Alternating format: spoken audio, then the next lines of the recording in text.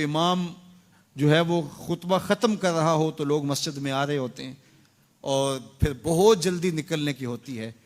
امام کے منبر پر بیٹھنے سے قبل مسجد میں آنے کا رجحان پیدا کرنا چاہیے.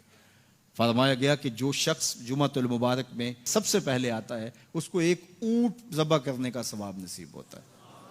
جو اس کے بعد آتا ہے اس کو ایک گائے ذبح کرنے کا، پھر ایک بکری، اور جب امام منبر پہ بیٹھ جاتا ہے پھر رفع الکلام کلمے اٹھا لی جاتی ہیں.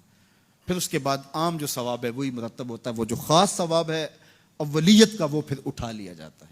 اس لیے کوشش کریں. میں سمجھتا ہوں اس میں ہمارے خطباء کا بھی بہت قصور ہے کہ بعض کا ممبر سے کوئی مربوط گفتگو نہیں ملے گی، کوئی منظم کلام نصیب نہیں ہوگا اور کوئی با مقصد بات لوگوں تک نہیں پہنچائی جائے گی تو لوگوں کی دلچسپی نہیں ہوگی، لوگ پھر دیر سے آئیں گے. ایک تو یہ بات بھی ہے، لیکن دوسری بات یہ ہے کہ ہمارے ہاں عمومی طور پہ اجتماعی رویہ یہ ہے کہ مسجد میں دیر سے جانے کا فیشن. تو اس فیشن پہ نہ چلے، بلکہ امام اور خطیب کے منبر پر بیٹھنے سے قبل جتنا وقت گزرے گا آ کے بیٹھ کے تلاوت کرتے رہیں، ذکر و فکر میں مشغول رہیں. جتنی دیر آپ کو انتظار کرنا پڑے یہ آپ کے لیے خیر و برکت کا ذریعہ ہے.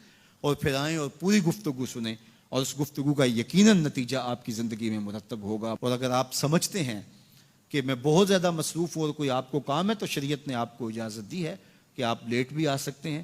لیکن اذا نودی للصلاۃ من یوم الجمعۃ فاسعوا الی ذکر اللہ وذروا البیع، وہ حکم دیا گیا جب جمعے کی اذان پکاری جائے تو اس کے بعد پھر آپ کاروبار نہیں کر سکتے، پھر کاروبار کرنا حرام ہو جاتا ہے آپ کے اوپر.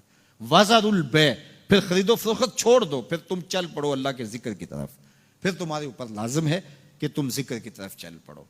تو اس لیے اس سہولت سے ہمیں فائدہ حاصل کرنا چاہیے کہ اگر ہم خطبہ پہلا چھوڑتے ہیں اور دوسری اذان یہ اذان ہے جس کے بعد کاروبار کرنا حرام ہے، اذان ثانی ہے، یہ سہولت کے لیے یہ پہلا وقت اجمیوں کے لیے ہے تاکہ جو ہے وہ اردو میں یا اپنی زبان میں اجمی زبان میں بھی کچھ کلام سن سکیں.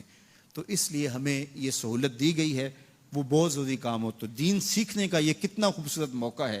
ہر جمعے آپ کو کسی نہ کسی موضوع پہ ایک خطیب لیکچر دیتا ہے، بات سناتا ہے، اور ایک موضوع پر مختلف احادیث قرآنی آیات کو پڑھ کے مطالعہ کر کے نتیجہ نکال کے آدھے گھنٹے میں پونے گھنٹے میں آپ تک ایک پورا میسج ڈلیور کرتا ہے.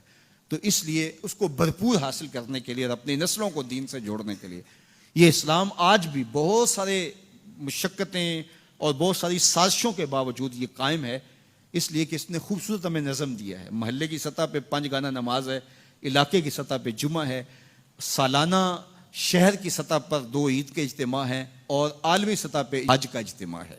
تو یہ ایک نظم ہے جو ہمیں دیا گیا اور یہ ہمیں جوڑے رکھتا ہے اور یہ ہماری وحدت کی علامت ہے. اللہ تعالی ہمیں 5 گانا نماز کی توفیق عطا فرمائے اور اہتمام کے ساتھ نماز جمعہ کی توفیق عطا. ایک حدیث میں آتا ہے جس نے 3